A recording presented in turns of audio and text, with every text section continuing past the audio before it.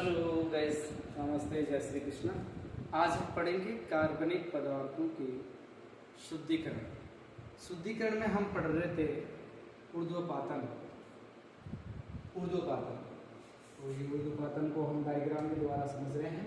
देखिएगा, ये बर्नर है, ये बालू उष्मक है, इसके ऊपर हमने एक कटोरी ली है जो चीनी मिट्टी की प्याली है। इस प्याली के अंदर वो अशुद्ध पदार्थ है जिसके अंदर अवाष्पशील अशुद्धियां मिली हुई हैं, और उस पदार्थ को इसमें हम लेकर के इसको बर्नर की सहायता से गर्म करेंगे। गर्म करने के बाद में जो अवाष्पशील शुद्धियां हैं वो तो नीचे क्लियर है कि इनका तो वाष्पन होगा नहीं, और हम ऊर्ध्वपातन में वो पदार्थ लेते हैं जो ठोस अवस्था से सीधे बिना द्रव अवस्था में आए हुए ही वाष्प में बदल जाते हैं। तो इसके लिए हमने ये डायग्राम सेट किया है। इसमें एक कीप लेते हैं, कीप को उल्टा लगाते हैं इस कटोरी में जिसमें अशुद्ध पदार्थ लिया गया है, जो आपको यहाँ पे दिख रहा है डायग्राम के अंदर। इसको गर्म करते हैं और कीप के जो ऊपर वाला जो हिस्सा है ये ट्यूब वाला, इसके अंदर हम हल्के बालों वाली रुई लगा देते हैं। ये यहाँ से ऊपर का हिस्सा ठंडा होता है।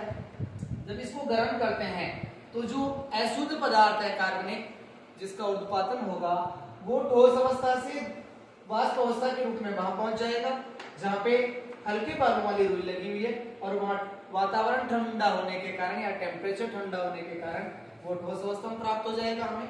और जो अशुद्धियां हैं वो अवाष्पशील होने के कारण यहाँ की कटोरी के अंदर रह जाएंगी। इस प्रकार से ऊर्ध्वपातन विधि के अंदर हम उन पदार्थों का शुद्धिकरण करते हैं जिनमें अवाष्पशील अशुद्धियां मिली हुई होती हैं, ये डायग्राम के द्वारा।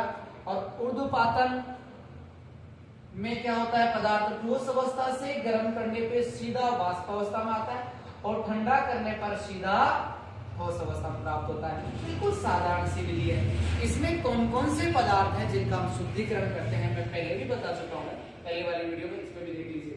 उसमें आता है आपका कपूर। कपूर सबको पता है। कपूर के बाद में एक आता है आपका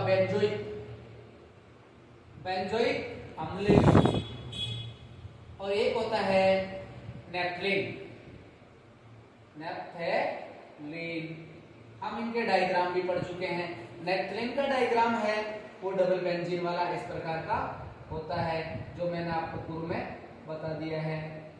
बेंजोइक अम्ल का डायग्राम, बेंजीन और इसमें ओइक अम्ल लगा दो, ये लो, ये बेंजोइक। हालांकि डायग्राम आपसे नहीं पूछेगा, लेकिन फिर भी आपको साइंस के स्टूडेंट होने के नाते जानकारी होनी चाहिए।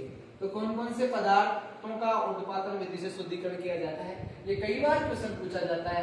उसके उदाहरण है कपूर, बेंजोइक अम्ल और नेफ्थलीन। ये कंपटीशन के हिसाब से बहुत इंपॉर्टेंट है, जिसमें आपको क्या क्वेश्चन, इसमें ज्यादातर एक ही क्वेश्चन पूछा जाता है कि ऊर्ध्वपातन के उदाहरण है तो आपके कपूर, बेंजोइक अम्ल और नेफ्थलीन, ये सबको याद हो जाना चाहिए। Thank you. सब्सक्राइब कीजिए, लाइक कीजिए। Thank you.